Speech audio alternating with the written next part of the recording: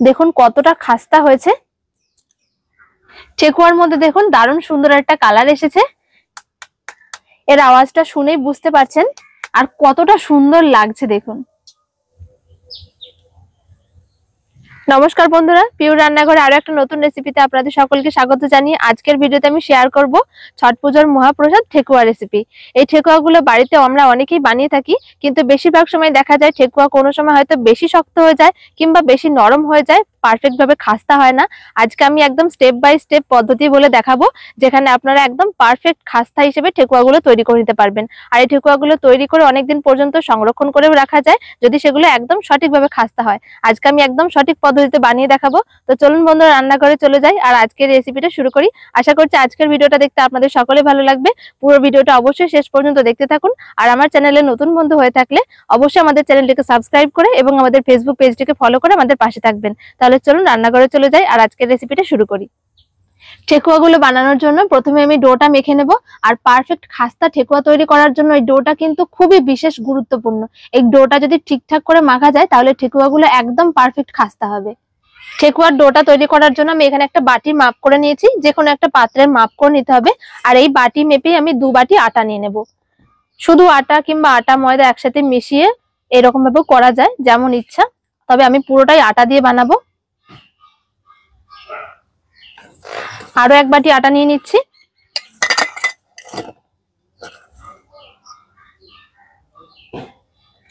মোট 2 বাটি আটা নিয়ে নিলাম। এবার ওই একই বাটি মেপে 4 ভাগের 1 ভাগ সুজি দিয়ে দেবো। আর এই সুজিটা হলো একটু সরু দানার সুজি। যদি মোটা দানার সুজি হয় তাহলে একবার মতন একটুখানি মিক্সিতে ঘুরিয়ে নেবেন শুকনো করে। 1 চিমটে লবণ দিয়ে দিচ্ছি। 1 চামচ দিয়ে দিচ্ছি মৌরি। কিছুটা নারকেল নিয়েছি, আর এই নারকেলগুলো হলো একদম তাজা নারকেল, শুকনো নারকেল ব্যবহার করছি না। যদি শুকনো নারকেল থাকে তাহলে তাও দিতে পারেন, তবে যদি এরকম কাঁচা নারকেল দেন তাহলে কিন্তু একদম এরকম ছোট ছোট টুকরো করে কেটে দিতে হবে। আমি একদম সাদা মাটা বানাচ্ছি, তার জন্য আমি এখানে আর কোনো ড্রাই ফ্রুটস দিচ্ছি না। যদি চাইলে আপনারা কিন্তু এখানে কাজু, কিশমিশ বা কাঠবাদাম এসবও দিতে পারেন। সবকিছু একবার ভালো করে মিশিয়ে নেব। সমস্ত শুকনো উপকরণগুলো প্রথমে ভালো করে মিশিয়ে নিয়েছি। এবারে ময়াম করার জন্য আমি এখানে 4 চামচ ঘি নিয়েছি। ঘিটা কিন্তু গলানো নয়, চেষ্টা করবেন পুরোটাই ঘি দিয়ে ময়াম করে নেওয়ার, তাতে কিন্তু খুবই খাস্তা হয়। আর যদি না থাকে তাহলে কিন্তু এর সাথে একটুখানি তেল, সাদা তেল ভালো করে মিশিয়ে নেবেন, তাহলেও হবে। এবারে খুব ভালো করে এভাবে ঘষে ঘষে ময়ামটা করে নিতে হবে। যত ভালো ময়াম হবে ঠেকুয়াগুলো তত ভালো খাস্তা হবে।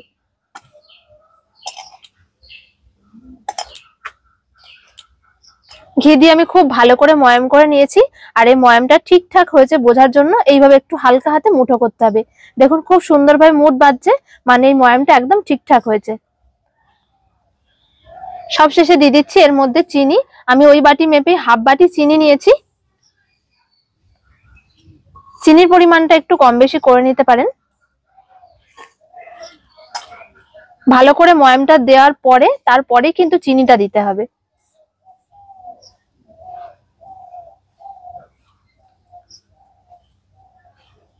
চিনি দেওয়ার পর খুব ভালো করে মিশিয়ে নিয়েছি। এবারে আমি খুব সামান্য পরিমাণে অল্প অল্প করে জল দেব, আর আস্তে আস্তে করে ডোটাকে তৈরি করে নেব। একদম অল্প অল্প জল দিতে হবে।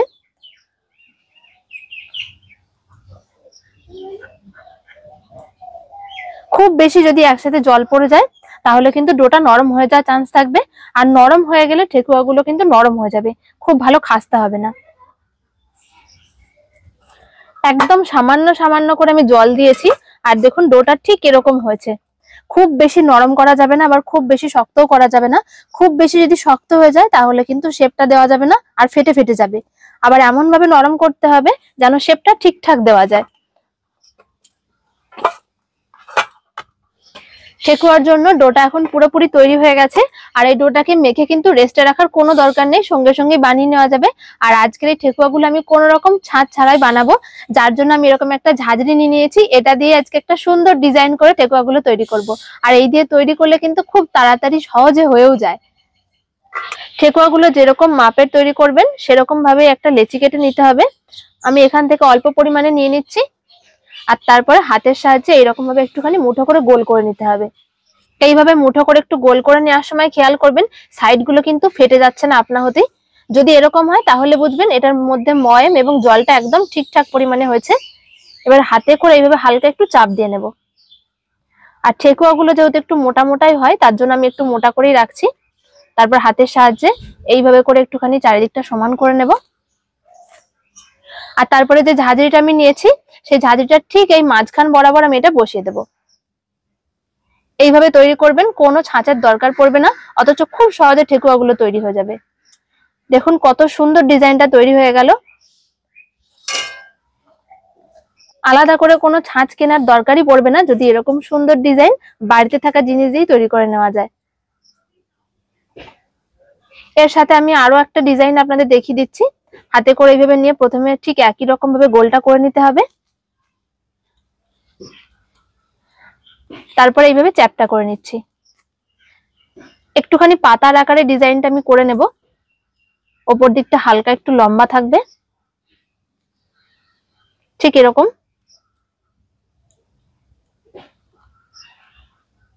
ঠিক এইরকম ভাবে করে নেওয়ার পরে এরকম একটা টুথপিক নিয়েছি, যদি টুথপিক না থাকে তাহলে কিন্তু যে কোনো রকম চামচও ব্যবহার করতে পারেন।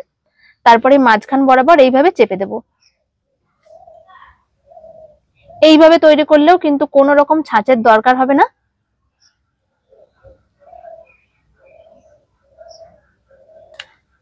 দেখুন কোনো রকম ছাঁচ ছাড়াই তৈরি করে নিয়েছি, আর কতটা সুন্দর হয়েছে। আমি দুটো ডিজাইন কোনো রকম ছাঁচ ছাড়াই তৈরি করে দেখালাম। আপনারা যেটা ভালো মনে হয়, যেটা সুবিধা মনে হয় সেইভাবেই করে নিতে পারবেন। দু রকম ভাবে ডিজাইন করেছি আর সব ঠেকুয়াগুলো বানিয়ে নিয়েছি। দেখুন কতটা সুন্দর হয়েছে, কোনো রকম ছাঁচ ছাড়াই তৈরি করে নিয়েছি। এই দেখুন ডিজাইনগুলো কতটা সুন্দর লাগছে, দেখে বুঝতেই পারবেন না যেগুলো ছাঁচ ছাড়া বানানো। এবারে ঠেকুয়াগুলো ভেজে নেব, তার জন্য কড়াই বসিয়ে দিয়েছি। কড়াই তেলটা গরম করতে দিয়ে দেবো। ঠেকুয়াগুলো ভাজার জন্য সাদা তেল দিয়ে দিচ্ছি কড়াই। আর আমি সবগুলো একসাথে ভাজবো, তার জন্য তেলের পরিমাণটা একটু বেশি করে দিচ্ছি। ঠেকুয়াগুলো ভেজে নেওয়ার জন্য তেলটাকে মিডিয়াম করে গরম করে নেব। খুব বেশি গরম হবে না, আবার খুব বেশি ঠান্ডাও হবে না। তেলটা মিডিয়াম করে গরম করে নিয়েছি। এবারে এক এক করে ঠেকুয়াগুলো ভাজার জন্য দিয়ে দেব। দেখুন দেওয়ার পর হালকা একটু বুদবুদ উঠতে শুরু করেছে। ঠিক এইরকম ভাবে তেলটা গরম হলে তারপরে দিতে হবে।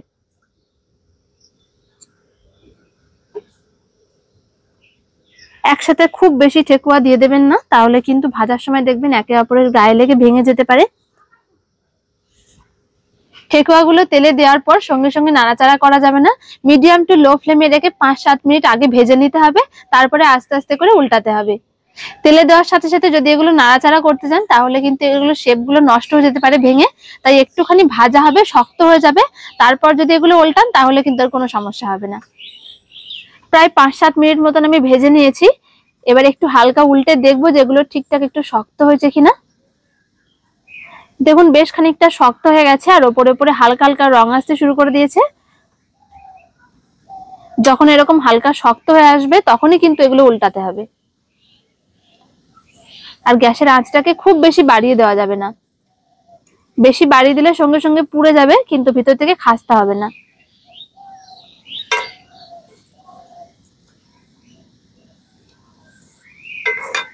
উল্টে পাল্টে ঠেকুয়াগুলো বেশ লাল লাল করে ভেজে নিয়েছি।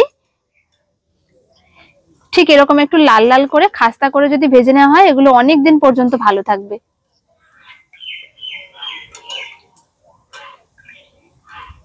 ঠেকুয়াগুলো একদম মুচমুচে আর খাস্তা করে ভেজে নিয়েছি, আর কতটা সুন্দর লাগছে দেখুন। বাকি যে ঠেকুয়াগুলো রয়েছে সেগুলোও আমি ভেজে নিচ্ছি। যদি তেলটা দেখেন যে বেশি গরম হয়ে গেছে তাহলে একটুখানি ঠান্ডা করে নিয়ে তারপরে বাকিগুলো আবার ভাজার জন্য দিতে হবে।